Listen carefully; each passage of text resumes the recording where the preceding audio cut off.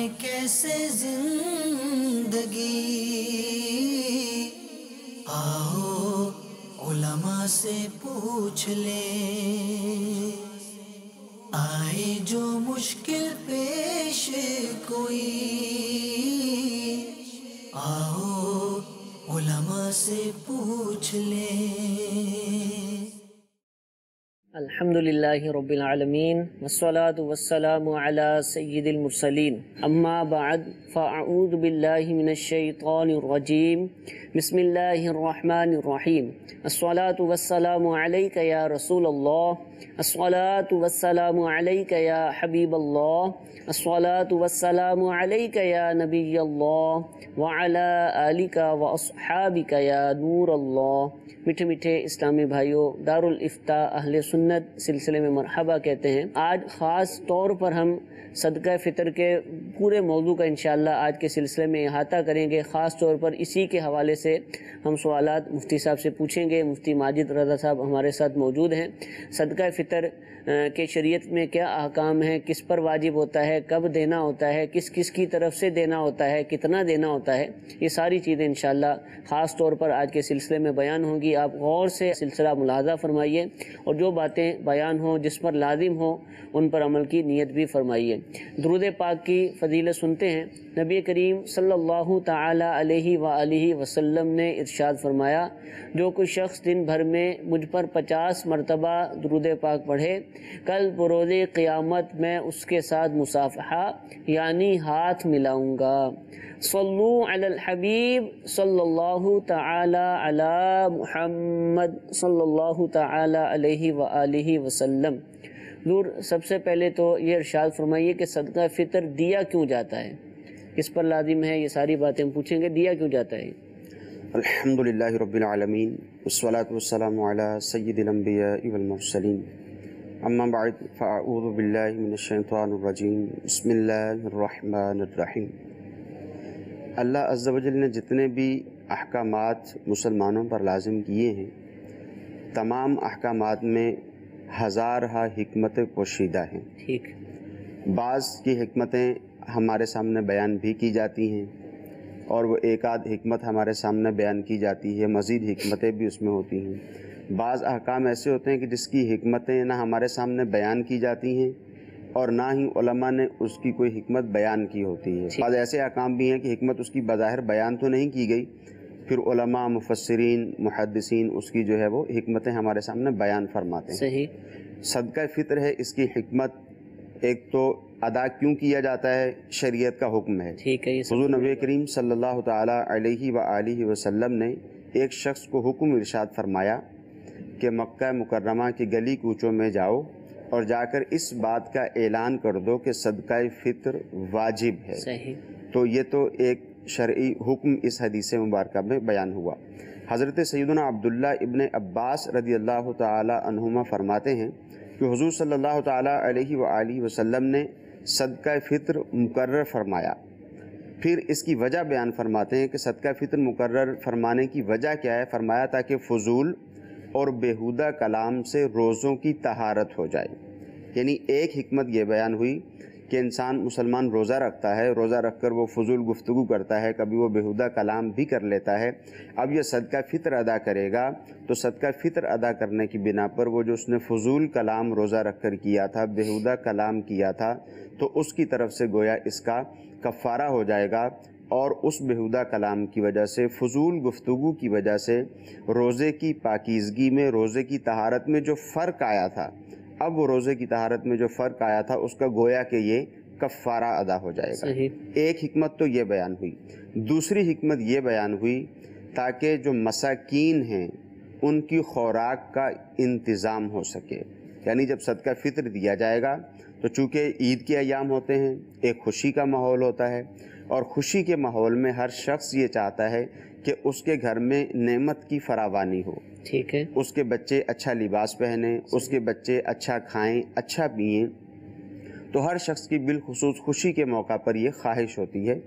تو دوسری وجہ یہ بیان فرمائی کہ صدقہ فطر اس لیے مقرر فرمایا تاکہ جو مساکین ہیں ان کی خوراک وغیرہ کا انتظام ہو سکے۔ پھر حضرت سیدنا انس بن مالک رضی اللہ تعالی عنہ سے روایت ہے، وہ فرماتے ہیں کہ حضور صلی اللہ تعالی علیہ وآلہ وسلم نے ارشاد فرمایا، جب تک صدقہ فطر ادا نہیں کیا جاتا تو روزہ زمین اور آسمان کے درمیان معلق رہتا ہے، لٹکا رہتا ہے۔ گویا یہ تیسری وجہ ہو گئی۔ ٹھیک ہے، دو وجوہات پہلے بیان ہوئی اور تیسری یہ بیان ہوئی کہ ارشاد فرمایا کہ جب تک صدقہ فطر ادا نہیں کیا جاتا تو روزہ زمین و آسمان کے درمیان معلق رہتا ہے، جب صدقہ فطر ادا کر دیا جاتا ہے تو اب روزے کو شرف قبولیت حاصل ہو جاتا ہے۔ تو یہ تین حکمتیں بظاہر ہمارے سامنے بیان کی گئیں۔ بقیہ ہر جو شریعت کا حکم ہے، کیونکہ اللہ تعالیٰ کے حکام ہیں، وہ حکیم ہے، اس کو کوئی بھی کام حکمت سے خالی نہیں ہوتا، ہمیں سمجھ میں آئے یا نہ آئے۔ بندے کے لیے سعادت ہے کہ جو اللہ نے اس کے رسول نے فرما دیا اس پر عمل کریں، حکمت معلوم ہو یا نہ ہو۔ حضور صدقہ فطر لازم کس پر ہوتا ہے اور کس وقت لازم ہوتا ہے، یہ بھی ارشاد فرما دیں۔ صدقہ فطر جو لازم ہوگا وہ ہر مسلمان مرد و عورت جو کہ صاحب نصاب ہوں، ان پر صدقہ فطر لازم ہوتا ہے، اور اس کے لزوم کی جو صورت ہے یعنی صدقہ فطر اس شخص پر لازم ہوگا، مرد یا عورت پر، جو عید کے دن صبح صادق کے وقت صاحب نصاب ہو۔ عورت پر تو فقط اسی کا صدقہ فطر لازم ہوگا، جبکہ جو مرد ہے اس پر اگر وہ صاحب نصاب ہے تو اس کی نابالغ اولاد کا صدقہ فطر بھی اس پر لازم ہوگا، اور اسی طرح اگر اس کی اولاد میں سے کوئی اگرچہ بالغ ہے مگر مجنون ہے، پاگل ہے، اس کا صدقہ فطر بھی اس پر لازم ہوگا۔ ٹھیک ہے، عید کے دن صبح صادق سے پہلے اس کی مقدار کیا ہے، کتنا دینا ہے، کیا کرنا ہے؟ دیکھیں، مقدار جو بیان کی گئی ہے، گندم ہے اس کا نصف سا ہے، جو ہے کھجور ہے، کشمش ہے اس کا مکمل سا ہے۔ اب سا سے مراد کیا ہے، علماء نے مختلف اس کی جو ہے وہ مقادیر بیان کی ہیں کہ اس کے وزن سے کیا مراد ہے۔ بعض علماء میں اس کا اختلاف بھی ہے، تو بہتری کے لیے تاکہ عوام کو پریشانی نہ ہو تو اس کی ایک احتیاطی قیمت بیان کر دی جاتی ہے۔ تو اگر کوئی شخص گندم سے دینا چاہتا ہے تو وہ 100 روپے دے دے ایک صدقہ فطر، اگر کوئی شخص جو کے اعتبار سے دینا چاہتا ہے تو وہ 240 روپے دے دے، اور اگر کوئی شخص کھجور یا کشمش کے اعتبار سے دینا چاہتا ہے تو وہ 1600 روپے پر صدقہ فطر کے اعتبار سے ادا کر دے۔ اب یہ مختلف مقداریں یہاں پر بیان ہوئی ہیں، ان مختلف مقداروں کو بھی سامنے رکھ لیا جائے، اور پھر جو 3 وجوہات بیان ہوئی ہیں صدقہ فطر ادا کرنے کی ان کو بھی سامنے رکھ لیا جائے کہ جب کوئی شخص صدقہ فطر ادا کرتا ہے تو ایک تو یہ ہے کہ وہ اپنی مالی حیثیت دیکھ لے۔ ٹھیک ہے، جو شخص مالی حیثیت زیادہ رکھتا ہے اس کو چاہیے کہ وہ کھجور اور کشمش کے ساتھ اپنا صدقہ فطر ادا کرے، کیونکہ جو وجوہات بیان ہوئی، جو مقاصد بیان ہوئے، جو حکمت بیان ہوئی کہ اگر آپ کے روزے کے اندر کوئی فضول گفتگو ہوئی تھی، بیہودہ کلام ہوا تھا، تو آپ جتنا زیادہ اللہ تعالیٰ کی بارگاہ میں صدقہ کرتے چلے جائیں گے تو وہ جو آپ کا روزہ تھا وہ اتنا ہی زیادہ پاکیزہ ہو جائے گا۔ اگرچہ حکم شریعت اپنی جگہ پر ہے کہ جو 100 روپیہ دے گا اس کو بھی یہ فضیلت حاصل ہو جائے گی کہ اس کا روزہ بھی پاکیزہ ہو جائے گا، جو 100 روپیہ ادا کرے گا روزہ تو اس کا بھی پاکیزہ ہو جائے گا، مگر یہ کہ اللہ تعالیٰ کی راہ میں جتنا زیادہ دیں گے انشاءاللہ عزوجل فائدہ اتنا زیادہ ہوگا۔ پھر جو دوسری وجہ بیان ہوئی بالخصوص تاکہ مساکین کی خوراک کا انتظام ہو سکے، اب ہم نے یہ دیکھنا ہے کہ حضور صلی اللہ تعالیٰ علیہ وآلہ وسلم نے صدقہ فطر مقرر فرمایا، حضور علیہ السلام کی چاہت کیا ہے، حضور علیہ السلام کی خواہش کیا ہے؟ وہ خواہش یہ ہے کہ میرے وہ امتی جو غریب ہیں، جو فقیر ہیں، جو خوشی کے موقع پر اپنے گھر میں نعمت کی فراوانی نہیں کر سکتے ہیں، اپنے بچوں کو اچھا کھلا پلا نہیں سکتے ہیں، ان کو اچھا مل جائے۔ یہ گویا کہ حضور علیہ السلام کی چاہت ہے، اور جو حکمت بیان کی گئی، اللہ عز و جل کا جو حکم بیان کیا گیا اس کے اندر یہ حکمت پوشیدہ ہے کہ غریب آدمی اپنی عید اچھی طرح سے گزار لے۔ تو اب آپ خود سمجھ سکتے ہیں کہ اگر آپ کے گھر کے 5 افراد ہیں، آپ نے 5 افراد کی طرف سے صدقہ فطر ادا کرنا ہے، تو ایک طرف آپ ایک فیملی کو 500 روپیہ دیں گے، اور ایک طرف آپ اپنی فیملی کے اعتبار سے 240 کے حساب سے جب آپ دیں گے تو وہ 1000 روپے سے بھی اوپر چلا جائے گا، اور یہی اگر آپ 1600 روپے کے اعتبار سے دیں گے تو وہ 7-8 ہزار روپے سے بھی اوپر چلا جائے گا۔ تو ان باتوں کا بھی لحاظ رکھنا چاہیے کہ جو حکمتیں بیان ہوئی ہیں، اول یہ کہ زیادہ ادا کریں گے تو انشاءاللہ عز و جل چونکہ یہ صدقہ ہے، صدقہ کرنے کی بنا پر روزے کی طہارت بھی ہوگی، اور اس کے ساتھ ساتھ جو شریعت مطہرہ نے حکم بیان کیا، حکمت بیان کی کہ غریب لوگ عید اچھے طریقے سے گزار لیں، ہم زیادہ کا اعتبار کرتے ہوئے صدقہ فطر ادا کریں گے تو انشاءاللہ عز و جل ہمارے لیے بھی بہتر ہوگا اور ہمارے جو غریب مسلمان ہیں ان کے لیے بھی بہتر ہوگا۔ اچھا، جو آپ نے یہ ریٹ قیمت بیان کی ہے یہ پاکستان کے لیے ہے؟ علماء نے جو رقم بیان کی ہے ظاہر ہے وہ پاکستان کے اعتبار سے ہے کہ گندم کے اعتبار سے 100 روپیہ، جو کے اعتبار سے 240 پھر روپے۔ یہ علاقوں میں ریٹس کا فرق ہو سکتا ہے، جیسے مثال کے طور پر باب المدینہ میں 100 روپیہ بیان کیا تو ہو سکتا ہے کسی جگہ 110 روپے کی بھی 2 کلو آٹا آتا ہو، اور ہو سکتا ہے کسی جگہ 90 روپے کا بھی آتا ہو، تو پھر زیادہ والا پھر اپنے زیادہ کا اعتبار کرے گا۔ جی اسی اعتبار سے اس کو بیان کیا۔ ایک تو یہ کہ جیسے ہم نے کہا کہ 2 کلو سے 80 گرام کم ہے تو احتیاطاً اس کو 100 روپیہ اس کی قیمت بیان کر دی۔ جی تو اسی طرح جو شخص جہاں پر موجود ہے، چاہے پاکستان میں بھی ہے، تو اگر وہاں کی قیمت زیادہ بن رہی ہے، عمومی طور پہ ایسا ہے تو نہیں، اگر زیادہ بن رہی ہے تو ظاہر ہے پھر وہ زیادہ قیمت ہی ادا کرے گا۔ اور جو دیگر ممالک والے ہیں وہ اپنے اعتبار سے گندم، جو، کشمش اور کھجور وغیرہ کی قیمت معلوم کر لیں، کیونکہ ہمارے یہاں عمومی طور پر قیمت سے ہی صدقہ فطر ادا کیا جاتا ہے، تو قیمت معلوم کر لیں اور پھر صدقہ فطر اب جس ادا میں کر لیں۔ کھجور ہے یا کشمش ہے، ایک متوسط درجے کی چیزوں کا ریٹ بیان ہوتا ہے، اگر کوئی اچھی بیان دینا چاہے، وہ 4 کلو کھجور اجوا کھجور کا دینا چاہے تو اس کو بھی کر سکتا ہے، یا بس جو بیان کیا علماء نے وہی دینا ہے اس کو؟ نہیں، بالکل اس کو بھی کر سکتا ہے، کیونکہ جو شرعی حکم ہے اس کے اعتبار سے تو ایک جو اشیاء ہیں مختلف، گندم ہے وہ کئی طرح کی موجود ہے، جو کئی طرح کے موجود ہیں، کشمش اور کھجور بھی کئی طرح کی موجود ہے، تو ایک جو درمیانہ درجے کی جو چیزیں ہوتی ہیں اس کو مد نظر رکھ کر یہ قیمت بیان کی گئی ہے، 100، 240 اور 1600 روپے، جو درمیانہ درجے کی اس کو سامنے رکھ کر جو ہے وہ اس کو بیان کیا گیا ہے۔ باقی اگر کوئی شخص اس سے اعلیٰ قسم کی گندم سے دینا چاہے، اس سے اعلیٰ قسم کے جو سے دینا چاہے، اعلیٰ قسم کی کشمش سے دینا چاہے، اعلیٰ قسم کی کھجور جیسا کہ آپ نے بیان کیا اجوا سے دینا چاہے تو بالکل دے سکتا ہے، اس میں شرعی طور پر کوئی قباحت بھی نہیں ہے، اور ضرور اس کے اپنے لیے بھی فائدہ ہوگا، روزے کی طہارت کے اعتبار سے بھی اور مساکین کے اعتبار سے بھی ضرور فائدہ مند جن کو اللہ تعالیٰ نے عطا فرمایا ان کو چاہیے کہ وہ بھی اللہ کی راہ میں خرچ کریں۔ پھر ایک اور چیز بتا دیں کہ عام طور پر ہم صدقہ فطر ادا کرتے ہیں تو وہ کسی ایک ہی کو دے دیتے ہیں، جیسے 100 روپیہ دینا ہے تو کسی ایک کے حوالے کر دیا، یا تو کسی فقیر کے حوالے کر دیا، یا کسی ادارے کو دے دیتے ہیں، پھر وہ آگے شہر فقیر تک پہنچاتا ہے۔ ایسا ہو سکتا ہے کہ تھوڑا تھوڑا دے دیں، جیسے 10 فقیر بیٹھے ہوئے تو 10 روپے سب میں بانٹ دیں، یوں بھی صدقہ فطر ادا ہو جائے گا؟ بالکل یوں بھی صدقہ فطر کی ادائیگی ہو جائے گی، اس میں شرعی طور پہ کوئی حرج نہیں ہے، ایک کو بھی دے سکتے ہیں، مختلف افراد کو بھی صدقہ فطر دے سکتے ہیں، یوں ہی کسی ادارے میں بھی دیا جا سکتا ہے، مگر جب ادارے وغیرہ میں دیں تو بہتر یہ ہے کہ عید سے پہلے دے دیں، کیونکہ افضل یہ ہے کہ صبح صادق کے وقت ادا کر دیا جائے صدقہ فطر، عید کی صبح صادق کے وقت ادا کر دیا جائے، اس کے بعد افضل یہی ہے۔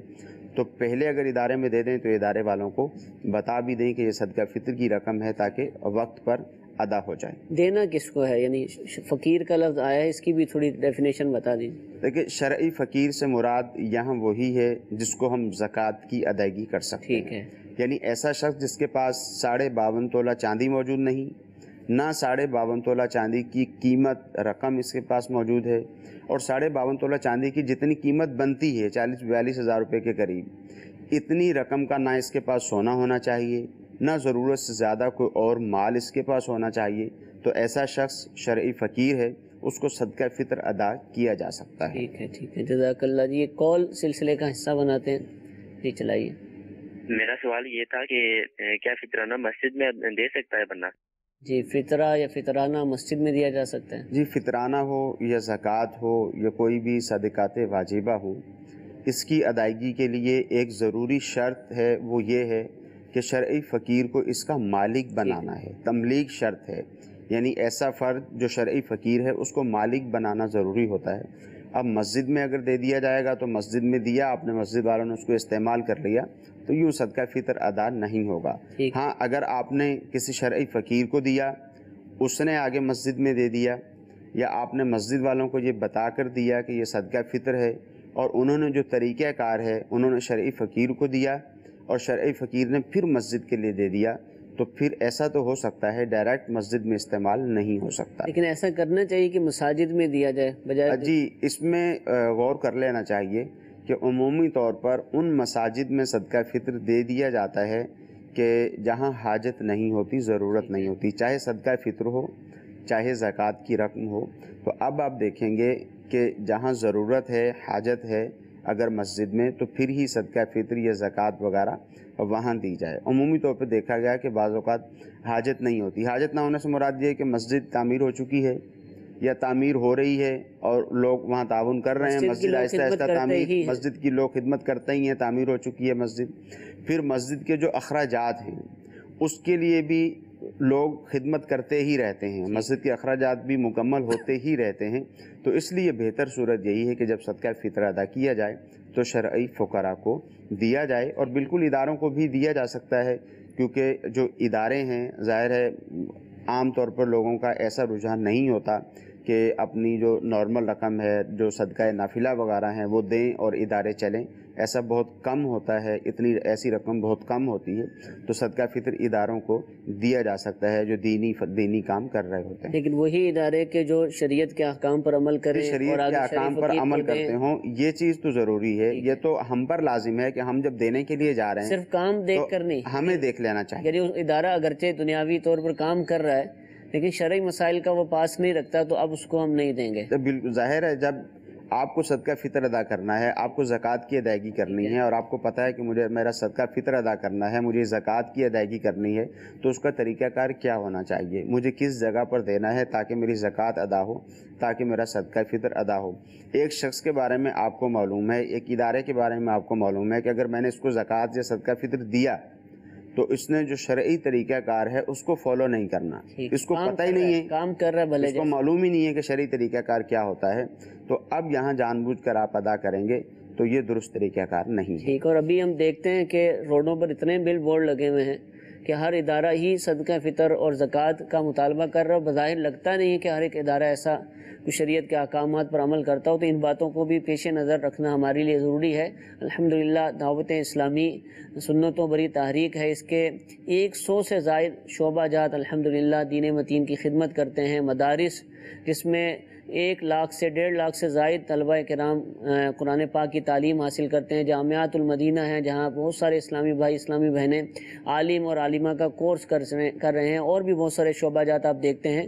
تو آپ اپنا صدقہ فطر، زکوٰۃ اور دیگر نفلی عطیات دعوت اسلامی کو بھی دیجیے، انشاءاللہ عز و جل صحیح طریقے سے شریعت کے احکامات پر عمل کرتے ہوئے آپ کی یہ جو عطیات ہوں گے ان کو انشاءاللہ خرچ کیا جائے گا۔ ایک اور کال سلسلے کا حصہ بناتے ہیں۔ جی، کیا رمضان میں عید سے پہلے بھی فطر دے سکتے ہیں؟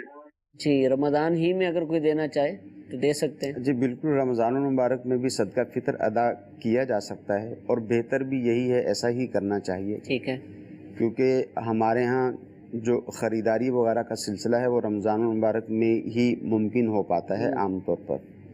تو بہتر یہ ہے کہ آپ کو معلوم ہے کہ آپ کسی مستحق فیملی کو دینا چاہتے ہیں، اور آپ کو معلوم ہے کہ آج ہی اس کو دوں گا تو یہ اپنی جو بھی ضرورت کی اشیاء ہیں وہ خرید سکیں گے، تو اگرچہ جو اس کا وقت ہے وہ وہی ہے کہ عید والے دن صبح صادق کے وقت وہ لازم ہوتا ہے، واجب ہوتا ہے، اور اس وقت ادا کیا جائے۔ اس سے پہلے بھی اگر ادا کر دیں گے تو صدقہ فطر ادا ہو جائے گا، بلکہ اگر مساکین کو دیتے ہیں، غریبوں کو دیتے ہیں، فقیروں کو دیتے ہیں تو پہلے ہی دے دینا چاہیے تاکہ وہ اپنی ضرورت اچھے طریقے سے پوری کر لیں۔ ٹھیک۔ اچھا، عید کے دن بہت سارے فقیر جو نا پروفیشنل فقیر ہوتے ہیں جو پورا مہینہ ہی ہمیں نظر آتے ہیں اور پورا سال ہی نظر آتے ہیں، لگتا ہے کہ یہ ان کا کام ہی ہے، تو کیا ان کو بھی دے سکتے ہیں؟ کہلاتے وہ فقیر ہیں؟ جیسے میں نے پہلے بھی کہا کہ جب اداروں کی بات ہوئی کہ جب ہم کسی ادارے کو دیں گے جی، تو اس بات کا دھیان رکھنا ہم پر لازم ہوگا۔ اسی طرح جب آپ زکوٰۃ، صدقہ فطر ادا کرتے ہیں یا کوئی بھی صدقات واجبہ آپ ادا کرتے ہیں تو اولاً تو یہ لازم ہے کہ آپ کو معلوم ہونا چاہیے کہ جس کو میں دے رہا ہوں یہ شرعی فقیر ہو، کیونکہ شریعت نے جب زکوٰۃ ادا کرنے کا حکم ارشاد فرمایا، جب صدقہ فطر ادا کرنے کا حکم ارشاد فرمایا تو اس کی شرائط بھی ساتھ بیان کی ہیں کہ یہ اس کی ادائیگی اس وقت مکمل ہوگی جب شرعی فقیر کو جو مستحق ہے اس کو جب اس کا مالک بنا دیا جائے گا تب ادا ہوگی۔ تو اب خالی صرف اتنا کام نہیں کرنا کہ پیسے جیب سے نکالے اور دے دیے، یہ معلومات بھی لینا ہے۔ اب معلومات کیسے ہوگی؟ 2 طرح سے ہو سکتی ہے۔ ایک تو یہ صورت بھی ہو سکتی ہے کہ جس کو آپ دے رہے ہیں اس کے بارے میں آپ کو اچھی طرح سے معلوم ہے کہ یہ شخص صاحب نصاب نہیں ہے، یہ شخص شرعی فقیر کی تعریف اس پر صادق آتی ہے، اس کو آپ دیں گے تو آپ کا صدقہ فطر ادا ہو جائے گا۔ ایک صورت یہ ہے۔ دوسری صورت یہ ہے کہ آپ کو غلبہ ظن حاصل ہو جاتا ہے، آپ کو غالب گمان ہوتا ہے کہ جس شخص کو آپ صدقہ فطر کی ادائیگی کر رہے ہیں واقعتاً یہ شرعی فقیر ہے۔ تو جیسے آپ نے بیان کیا کہ عمومی طور پر جو عام طور پر مانگنے والے لوگ ہوتے ہیں جن کو ہم پیشہ ور فقیر بھی کہہ سکتے ہیں، تو ان کو دینے میں بالخصوص احتیاط کرنی چاہیے۔ ہاں، ان میں سے بھی اگر آپ کو کوئی ایسا شخص نظر آتا ہے کہ وہ واقعتاً ایسا محتاج اور ایسا ضرورت مند ہے کہ کمانے پر قادر ہی نہیں ہے، کوئی صورت ہی نہیں ہے، ضعیف، اور آپ کا گمان یہ ہوتا ہے، آپ کو غالب گمان یہ ہوتا ہے کہ یہ مستحق ہے، اس کو دیں گے ادا ہو جائے گا۔ اب اگر وہ مستحق نہ بھی ہوا تو آپ کی طرف سے ادا ہو جائے گا، کیونکہ آپ نے اپنا غالب گمان کر کے دیا ہے، یوں آنکھیں بند کر کے نہیں دے دیا۔ یعنی ایسے ہی عید کی نماز کے لیے جا رہے تھے اور یوں 10 فقیروں کو دے دیا اور کسی کے بارے میں سوچا نہیں، سمجھا نہیں، دیکھا نہیں، تو یوں اگر وہ اب صاحب نصاب ہوا تو اب صدقہ فطر ادا نہیں ہوگا، زکوٰۃ بھی ادا نہیں ہوگی۔ یا تو کنفرم معلومات ہوں یا غالب گمان اس بات کا ہو، غالب گمان کر کے کہ ہاں یہ واقعتاً مستحق ہے، اب ادا کریں گے تو ادا ہو جائے گا انشاءاللہ۔ تو حضور یہ ارشاد فرمائے کہ کیا مرد پر اپنی بیوی اور بالغ بچوں کا بھی صدقہ فطر ہے؟ دیکھیں، مرد پر جو صدقہ فطر لازم ہے جب وہ صاحب نصاب ہوگا تو اس کی نابالغ اولاد کا صدقہ فطر اس پر لازم ہوگا، ٹھیک ہے، اور بالغ اولاد میں سے وہ افراد جو مجنون ہیں، پاگل ہیں، ان کا صدقہ فطر اس پر لازم ہوگا۔ جو بالغ اولاد ہے ان کا صدقہ فطر اس پر لازم نہیں ہے۔ یوں ہی بیوی کا صدقہ فطر بھی لازم نہیں ہے، ٹھیک ہے، اور جو نابالغ بچے ہیں ان کا صدقہ فطر بھی اسی صورت میں لازم ہے جبکہ وہ خود صاحب نصاب نہ ہوں۔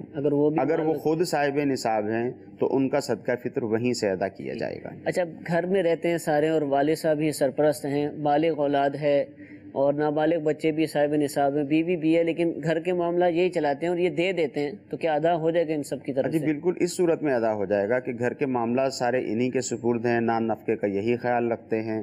تو اب اگرچہ بالغ اولاد موجود ہے، بیوی موجود ہے، وہ بھی صاحب نصاب ہیں، ان پر بھی صدقہ فطر لازم ہے، تو اب چونکہ نفقہ سارا انتظام جو ہے وہ یہی چلا رہے ہیں، نفقہ کا اہتمام یہی کر رہے ہیں، تو اب ان کی طرف سے بھی یہ ادا کر دیں گے تو ادا ہو جائے گا، ان کی اجازت کی بھی ضرورت نہیں ہوگی۔ ٹھیک ہے۔ اچھا، والد کا انتقال ہو گیا، موجود نہیں ہے، دادا ہیں گھر پر، وہ بڑے ہیں، تو کیا پوتے پوتیوں کا بھی وہ ادا کریں گے ان پر؟ جی بالکل، اگر دادا خود صاحب نصاب ہیں تو ان پر اپنے نابالغ پوتے پوتیوں کا صدقہ فطر لازم ہوگا۔ ٹھیک ہے۔ اچھا، ایک اور کنفیوژن ہے، ہم نے پہلے بھی سلسلوں میں بیان کیا، لوگ یہ کہتے ہیں کہ گھر پر مہمان آیا ہو، عید کے دن موجود ہو، تو اس مہمان کا صدقہ فطر بھی میزبان پر لازم ہوتا ہے، کیا ایسا ہے کچھ؟ نہیں، مہمان کا صدقہ فطر تو میزبان پر لازم نہیں ہے۔ اس کو اس اعتبار سے بھی دیکھ لیا جائے کہ خود جو گھر کا سربراہ ہے اس کے اوپر اپنا صدقہ فطر لازم ہے، ٹھیک ہے، اور اپنی نابالغ اولاد کا صدقہ فطر لازم ہے،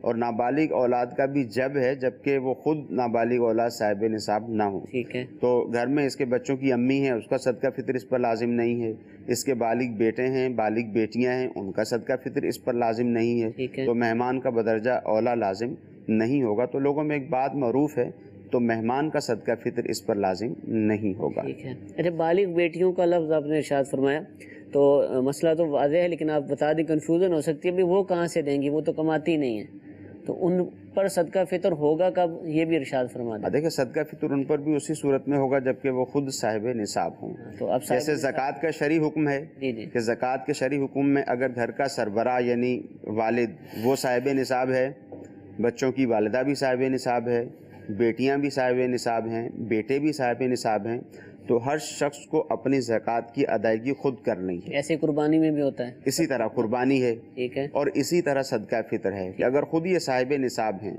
تو یہ ایک سوال ہوتا ہے کہ یہ کماتی نہیں ہیں، ان کے پاس مال نہیں ہے، مال ہے تو صدقہ فطر لازم ہوا ہے۔ جیسے زیور ہے کچھ، صاحب نصاب اگر کوئی شخص ہوگا تو ہی اس کے اوپر صدقہ فطر کی ادائیگی لازم ہوگی، تو اس کا مطلب ہے مال موجود ہے، کمانے کی شرط یہاں موجود نہیں ہے۔ زکوٰۃ میں تو سال گزرنا ضروری تھا مال کے اوپر، یہاں تو سال گزرنا بھی ضروری نہیں۔ یعنی چاند رات کو اگر مثال کے طور پہ والد صاحب نے کوئی اس کو بریسلیٹ دے دیا، کچھ بھی دے دیا، اب وہ مالک ہو گئی؟ جی بالکل، کوئی بھی ایسی چیز دے دی جس سے وہ صاحب نصاب ہو جائے، تو صاحب نصاب ہو جائے گی تو اس کے اوپر اپنا صدقہ فطر خود لازم ہے۔ ہاں چونکہ ایک گھر میں ہی رہتے ہیں، والد صاحب ہی ان کے نان نفقے کا اہتمام کرتے ہیں، تو اب والد صاحب ان کی طرف سے ادا کر دیں تو ان کی طرف سے ادا ہو جائے گا، جبکہ یہ اسی گھر میں رہتے ہیں۔ اور اگر ایسی صورت ہو کہ بیٹا بالغ ہے وہ الگ گھر میں رہتا ہے، اسی طرح بیٹی ہے وہ الگ گھر میں رہتی ہے، یعنی وہ اپنے شوہر کے گھر پہ ہے، تو ایسی صورت میں وہ صاحب نصاب ہیں، تو اب یہ ان کی اجازت کے بغیر صدقہ فطر ادا نہیں کر سکتا۔ اب ان کا صدقہ فطر ادا کرنا چاہتا ہے تو ان کی اجازت سے صدقہ فطر ادا کر سکتا ہے۔ اگر پتہ ہے کہ یہ دے دوں گا اور منع نہیں کریں گے اور مجھے ہی دینا ہے بعد میں اجازت، تو پھر خود ہی ادا کر دے، بھلے پھر بھی ادا نہیں ہوگا، پھر بھی ادا نہیں ہوگا۔ ادا ہونے کی صورت اسی صورت میں ہے کہ یہ والد ہے گھر پہ اور بالغ بیٹے بالغ بیٹیاں اور اسی طرح اس کے بچوں کی امی گھر پہ ہے جن کا نان نفقے کا اہتمام یہ کرتا ہے۔ اس صورت میں بغیر اجازت کے بھی دے دے گا تو ادا ہو جائے گا۔ اور جو دوسری صورت ہے کہ بیٹا بالغ ہے وہ الگ رہتا ہے، بیٹی بالغ ہے اس کی شادی ہو چکی ہے، اب اگر ادا کرنا چاہتا ہے تو ان سے صراحتاً اجازت لینی ہوگی، اجازت لینے کے بعد ادا کرے گا تو ادا ہوگا۔ ٹھیک ہے، جزاک اللہ جی۔ ایک اور کال چلا دیجیے۔ سگی بہن کو مطلب صدقہ دے سکتا ہے نہیں دے سکتا؟ صدقہ فطر جو سگی بہن کو صدقہ فطر دیا جا سکتا ہے؟ جی بالکل، سگی بہن کو صدقہ فطر دیا جا سکتا ہے، جیسے زکوٰۃ بھی سگی بہن کو سگے بھائی کو ادا کی جا سکتی ہے، دیگر رشتہ دار جیسے خالہ ہیں، پھپھو ہیں، چچا ہے، تایا ہیں، ان کو بھی ادا کی جا سکتی ہے۔ جو ادا کرنے کی ممانعت ہے وہ یوں ہے کہ بیوی شوہر کو نہیں دے سکتی، شوہر بیوی کو نہیں دے سکتا، اسی طرح اولاد اپنے باپ کو ماں کو نہیں دے سکتی، دادا نانی کو نہیں دے سکتی، اسی طرح باپ اپنے بیٹے بیٹیوں کو نہیں دے سکتا، پوتے پوتیوں کو، نواسے نواسیوں کو نہیں دے سکتا۔ ٹھیک ہے، باقی بلکہ اگر یہ مستحق ہیں قریبی رشتہ دار، بہن بھائی، پھپھو خالہ وغیرہ، تو ان کو بے شک زکوٰۃ کی ادائیگی بھی ہوگی اور اس کے ساتھ ساتھ صلہ رحمی بھی ہوگی، اور اسی بات کا حکم ہے کہ ان کو فوقیت دینی چاہیے، چاہے آپ زکوٰۃ کی ادائیگی کریں، چاہے آپ صدقہ فطر کی ادائیگی کریں تو زکوٰۃ بھی ادا ہوگی، صدقہ فطر بھی ادا ہوگا اور صلہ رحمی کا ثواب بھی ملے گا۔ نفلی صدقات دیں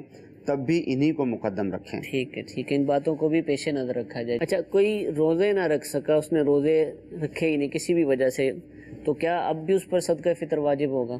لوگوں میں یہ ہوتا ہے کہ روزے نہیں رکھے اس لیے صدقہ فطر بھی واجب نہیں ہے۔ ہاں جی، لوگ یہ سمجھتے ہیں شاید کہ روزے نہیں رکھے، جیسے ابتدا میں حکمت بھی بیان ہوئی جی کہ روزے میں بیہودہ کلام ہوا، فضول گفتگو ہوئی تو روزے کی طہارت ہو جائے گی، اسی طرح روزہ زمین و آسمان کے درمیان معلق ہے، روزے کو شرف قبولیت حاصل ہوگی۔ تو یہ دو باتیں یہاں پر ہیں۔ ایک تیسری بات بھی موجود ہے جو حکمت میں بیان کی گئی کہ تاکہ جو مساکین ہیں، جو فقراء ہیں، جو غریب ہیں، ان کی خوراک وغیرہ کا اہتمام ہو سکے۔ تو شرعی حکم یہ ہے کہ اگر بلا عذر کسی نے روزہ نہیں رکھا، یعنی کوئی عذر نہیں تھا اس کو، کوئی پریشانی نہیں تھی، کوئی مسئلہ نہیں تھا، اس نے روزہ چھوڑ دیا، ظاہر ہے یہ گناہ گار بھی ہوگا۔ اور اگر کسی شخص کو عذر تھا، کسی عذر کی وجہ سے اس نے روزہ چھوڑ دیا تو اس کو روزہ چھوڑنے کی اجازت تھی، وہ گناہ گار نہیں ہوگا، بعد میں اس کو قضا کرنی ہوگی روزے کی۔ بہرحال چاہے کسی بھی وجہ سے روزہ اس نے ترک کر دیا، اگر صاحب نصاب ہے تو اس پر صدقہ فطر لازم ہے۔ اس بات کو یوں بھی سمجھا جا سکتا ہے کہ جیسے یہ مسئلہ بیان ہوا کہ والد پر اس کا اپنا صدقہ فطر بھی لازم ہے، صحیح، اور اس کے نابالغ بچوں کا صدقہ فطر بھی لازم ہے، تو نابالغ بچوں پر تو روزے فرض ہوتے ہی نہیں ہیں۔ تو یہ اس اعتبار سے شرعی حکم ہے کہ جب ہم صدقہ فطر ادا کریں گے تو اس میں مساکین وغیرہ کی خوراک کا اور ان کی دیگر جو ضروریات ہیں اس کا اہتمام و انتظام ہوگا۔ اچھا، ایک چیز ارشاد فرمائے، ہو سکتا ہے کئیوں کے ساتھ ہو کہ جو بہت زیادہ نصاب نہیں رکھتے، کہ نصاب تھا اور انہوں نے اس میں سے زکوٰۃ ادا کر دی، زکوٰۃ ادا کرنے کے بعد وہ رقم نصاب سے کم ہو گئی، تو کیا اب بھی اس پر صدقہ فطر واجب ہوگا؟ دیکھیں، نصاب سے اگر رقم کم ہو گئی، زکوٰۃ کی ادائیگی کر دی، یعنی جب جو وقت بیان ہوا، جو وقت بیان ہوا کہ عید والے دن صبح صادق کے وقت کوئی شخص صاحب نصاب ہو، عید والے دن صبح صادق کے وقت اگر یہ شخص صاحب نصاب نہیں ہے، جیسے مثال کے طور پر 15 رمضان کو اس نے زکوٰۃ ادا کی اور اب عید والے دن جب عید کا دن آیا، صبح صادق کا وقت آیا، تو اب اس کے پاس 30,000 روپے موجود ہیں، تو چونکہ یہ صاحب نصاب نہیں ہے تو اس پر صدقہ فطر لازم نہیں ہوگا۔ ٹھیک ہے، جزاک اللہ۔ ایک کال چلا دیجیے۔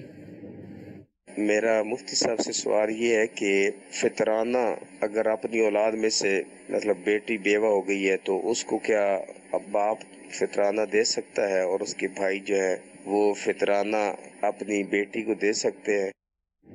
بھائی بہن کو شاید کہنا چاہ رہے ہوں گے. جیسے پہلے بیان ہوا کہ والد اپنے بچوں کو نہیں دے سکتا. ٹھیک ہے.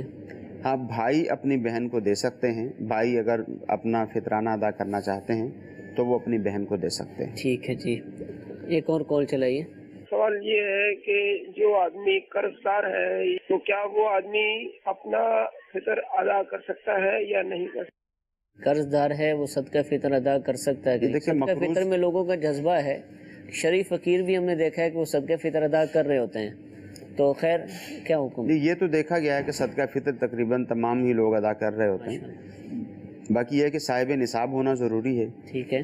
اور صاحب نصاب سے مراد وہی شخص ہے کہ جس کے پاس نصاب جتنی رقم بھی ہو اور قرض سے خالی بھی ہو، یعنی یہ مقروض بھی نہ ہو. ٹھیک ہے. اس کے پاس 60,000 روپیہ ہے اور 30,000 روپے کا یہ مقروض ہے کسی کے اس نے دینے ہیں، تو گویا کہ اس کے پاس 30,000 روپیہ ہے. ٹھیک ہے. تو اب یہ صاحب نصاب نہیں ہے، صدقہ فطر لازم نہیں ہوگا. یعنی قرض مائنس کرنے کے بعد نصاب بچتا ہے تو صدقہ فطر لازم مائنس کرنے کے بعد نصاب سے کم ہو جاتی ہے تو صدقہ فطر لازم نہیں. اگرچہ یہ قرض ادا نہیں کر رہا، اس کے پاس مال موجود ہے اور قرض ادا نہیں کر رہا، پھر بھی اس کا قرض پھر بھی جو شرعی حکم ہے ظاہر جو ایک نصاب کی مقدار بیان ہوئی ہے اس میں ایک شرط یہ بھی ہے کہ وہ قرض سے خالی ہو، یہ شخص مقروض نہ ہو.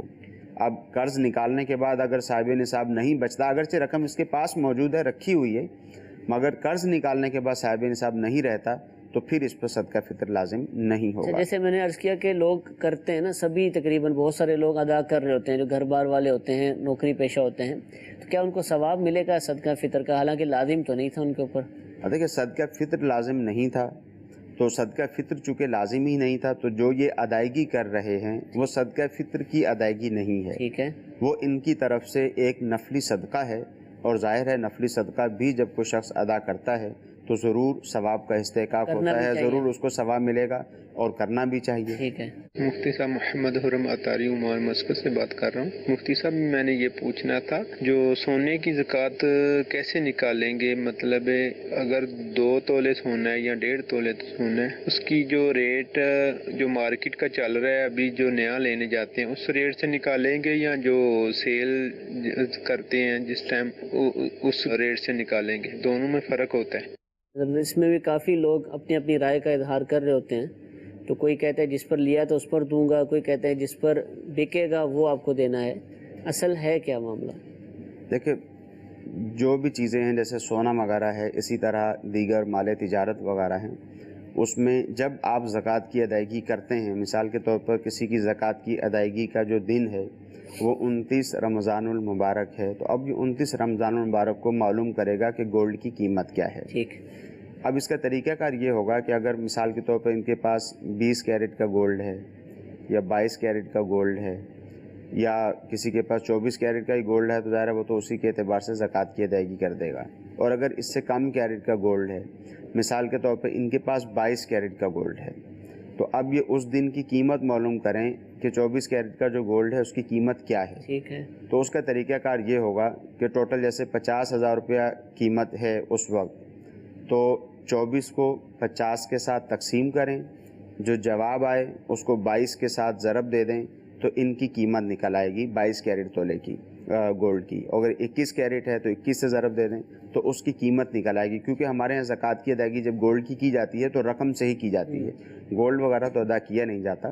تو یہ طریقہ کار اختیار کریں. ایک دفعہ پھر سن لیں کہ گولڈ کی قیمت جب آپ کو گولڈ کی زکوٰۃ ادا کرنی ہے، جو 24 کیرٹ کا جو گولڈ ہے اس کی قیمت عام طور پر گورنمنٹ کی طرف سے بیان کی جاتی ہے 24 کیرٹ کی. جیسے مثال کے طور پر اس کی قیمت بیان ہوئی 50,000 روپیہ، تو 24 کو 50,000 روپے پر ڈیوائڈ کر دیں، تقسیم کر دیں. تقسیم کرنے کے بعد جو جواب آئے، اب آپ کے پاس 22 کیرٹ کا سونا ہے تو اس کو 22 کیرٹ سے ضرب دے دیں تو آپ کا جو ہے وہ رقم سونے کی نکل آئے گی اور اس کا 2.5% پھر زکوٰۃ میں دے دیں. یا پھر کسی سنیارے سے جا کر ریٹ لگوا لیا جائے، یہ بھی کیا جا سکتا ہے؟ جی ایسا بھی کیا جا سکتا ہے، مگر اسی اعتبار سے پھر دشواری پیش آتی ہے. ٹھیک ہے. کہ جب سونار کے پاس لینے کے لیے جاتے ہیں وہ سمجھتا ہے کہ شاید آج جب مجھ سے پوچھ کے جا رہا ہے کل کو میرے پاس بیچنے کے لیے آ جائے گا، تو وہ اپنے حساب سے پھر قیمت لگاتا ہے، بیشی کرتا ہے، کاٹ بھی ہوتی ہے اس میں. جی بہت ساری چیزوں کو پھر وہ مد نظر رکھ کے پھر اس کو کاٹ رہے ہوتے ہیں. تو وہاں پہ ذرا تھوڑی دشواری ہو جاتی ہے. یہاں اگر کوئی سمجھدار آدمی ہے تو اس سے جا کے معلوم کر لیں. بعض اوقات کیرٹ کا بھی نہیں معلوم ہوتا کہ کس کیرٹ کا گولڈ ہے, اس کی قیمت کیا ہے. موجود نہیں ہوتی بعض دفعہ, رسیدیں موجود نہیں ہوتی. تو جب گولڈ سے ہی زکوٰۃ ادا کرنی ہے پھر تو کوئی مسئلہ نہیں ہوتا کہ اس کا 40واں حصہ جو ہے وہ زکوٰۃ میں ادا کر دیا جائے. لیکن احتیاطاً زیادہ ہی دیا جائے جب بھی دیا جائے, تاکہ یہ کمی بیشی ہماری طرف سے نہ رہ جائے. ٹھیک ہے حضور, آخری سوالات کہ عید کا دن گزر گیا, صدقہ فطر ادا کرنا تھا, عید کے دن نہیں کر سکا, یا عید کی نماز ہو چکی پہلے نہیں دے پایا, اب کب دے گا اس کو؟ اب بھی صدقہ فطر ادا کیا جا سکتا ہے, کیونکہ صدقہ فطر کے متعلق شریعت کا حکم یہ ہے کہ صدقہ فطر قضا نہیں ہوتا. جیسے ہم کہتے ہیں نا نماز قضا ہو گئی, صدقہ فطر قضا نہیں ہوتا. جیسے اسی طرح زکوٰۃ کی ادائیگی ہے, تو زکوٰۃ کا جب وقت آ گیا تو زکوٰۃ ادا کرنا ضروری ہے. اس وقت اگر ادا نہیں کی تو یہ گناہگار ہوگا, دیر سے ادا کرے گا تو گناہگار ہوگا. صدقہ فطر میں ایسا کچھ نہیں ہے, عمر بھر میں جب بھی یہ دے گا تو صدقہ فطر اس کا ادا ہی کہلائے گا. ٹھیک ہے, اور اس کا مطلب ہے کہ جو پہلے کئی سالوں سے نہیں دے رہے تھے, نہیں دے پائے اور ان پر تھا, تو آج اگر ان کا ذہن بنتا ہے تو ابھی بھی وہ دینا چاہیں؟ جی بالکل, صدقہ فطر کی ادائیگی کریں گے. ٹھیک ہے, اگر ایسے اسلامی بھائی بھی موجود ہیں کہ جو پچھلا دن پر باقی ہے تو وہ ابھی بھی ادا کرنا چاہیں تو ادا کریں. اللہ تعالیٰ ہم سب کو ان باتوں پر عمل کرنے کی توفیق عطا فرمائے. تفصیل کے ساتھ الحمدللہ ہم نے صدقہ فطر کے موضوع پر الحمدللہ گفتگو کی, مفتی صاحب سے سوالات پوچھے. دارالافتاء اہل سنت کا جو فیس بک پیج ہے اس پر یہ سلسلہ اپلوڈ کر دیا جاتا ہے, دعوت اسلامی کی ویب سائٹ پر بھی موجود ہوتا ہے, تو آپ جا کر وہاں پر بھی اس سلسلے کو ملاحظہ کر سکتے ہیں. اس کے لنک کو شیئر کیجئے, دوسرے اسلامی بھائیوں تک پہنچائیے, انشاءاللہ اس کے بے حد فوائد حاصل ہوں گے. اللہ تعالیٰ ہم سب کو جو کچھ سنا اس کو یاد رکھنے, عمل کرنے کی توفیق عطا فرمائے. آمین بجاہ النبی الامین. صلو علی الحبیب صلی اللہ تعالی علی محمد صلی اللہ علیہ وسلم. گزارے کیسے زندگی, آؤ علماء سے پوچھ لیں. آئے جو مشکل پیش کوئی, آؤ علماء سے پوچھ لیں.